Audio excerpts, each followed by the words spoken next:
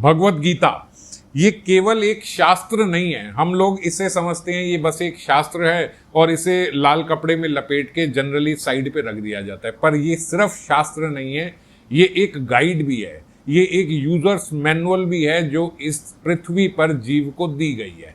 हमारी इसके बारे में बड़ी भ्रांतियां हैं। जैसे हम लोग समझते हैं कई लोग के भगवत गीता घर में नहीं रखनी चाहिए, नहीं तो लड़ाई हो जाती है, तो वो घर में भगवत गीता रखते ही नहीं। कई लोग ऐसा बोलते हैं कि ये तो लड़ाई के समय अर्जुन और कृष्ण के बीच का संवाद है, तो ये ज़्यादा पढ़ने का कोई लाभ नहीं है।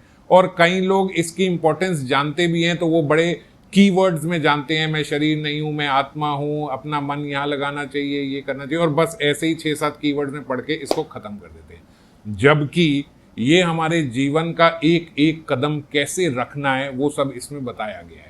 जैसे आप बाजार से जाके एक टीवी लेके आते हो, आप फ्रिज लेके आते हो, आप वॉशिंग मशीन लेके आते हो, तो उसके साथ आपको एक गाइड मिलती है जिसका नाम होता है यूजर्स मैनुअल, कि आपको इसे कैसे इस्तेमाल करना है। अब आप वो ले तो आए, लेकिन आपने यूजर्स मैनुअल नहीं पढ़ी, तो आप कुछ ना कुछ गड़बड़ कर दोगे।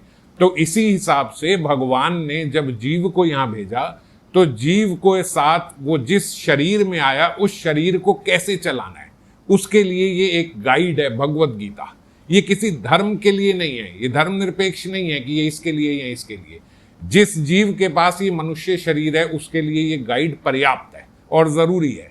सबसे पहले भगवान ने जो अर्जुन को संवाद किया, अर्जुन के साथ, हम लोग सोचते हैं ये केवल भगवान और अर्जुन का, ना ना ना ना, ये भगवान का और मेरा संवाद है। अर्जुन प्रतिनिधि है, हम सारे जितने जीव हैं उन सब जीवों का प्रतिनिधित्व कर रहा है अर्जुन वहां पे।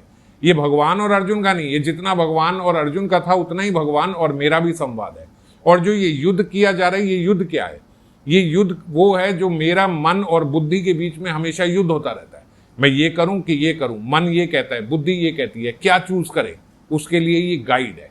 ये धर्म और अधर्म के बीच की गाइड है कि हम धर्म को माने या अधर्म को माने। अधर्म बड़ा पावरफुल लगता है, ऐसा लगता है कि अधर्म सिंपल है, पर धर्म जो है वो ऐसा लगता है बड़ा मुश्किल है और शायद हार जाएगा।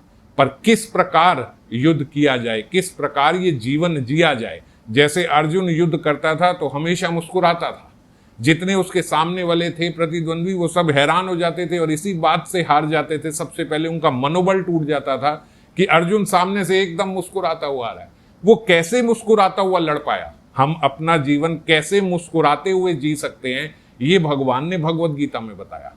सबसे पहले दूसरे अध्याय में भगवान ने उन्हें बताया, वांसांसी जीवानी यथा विहाय। अर्जुन, ये वस्त्र हैं, ये जो शरीर है ये आत्मा के वस्त्र हैं। इतना आसक्त इस शरीर से होने की जरूरत नहीं है। नैनम छिन्दन्ति शस्त्राणि नैनम देहति पावका। जो हमारी आत्मा है उसको ना जलाया जा सकता है, ना सुखाया जा सकता है, ना मारा जा सकता है, ना काटा जा सकता है, वो तो अमर है। इस बात को समझना होगा। और 10 श्लोक लगातार भगवान ने अर्जुन को बोले कि पहले अपने भीतर का शोक हटाओ। शोक के साथ जीने की जरूरत नहीं है, शोक का कोई विषय ही नहीं है, क्योंकि आपको कोई मार नहीं सकता और आप किसी को मार नहीं सकते। ये केवल आपके वस्त्र हैं, जो आज हैं ये बदल दिए जाएंगे और निमित्त मात्र हो आप। जितना भी कुछ कर रहा हूं वो तो मैं ही कर रहा हूं, तुम केवल निमित्त मात्र हो अर्जुन।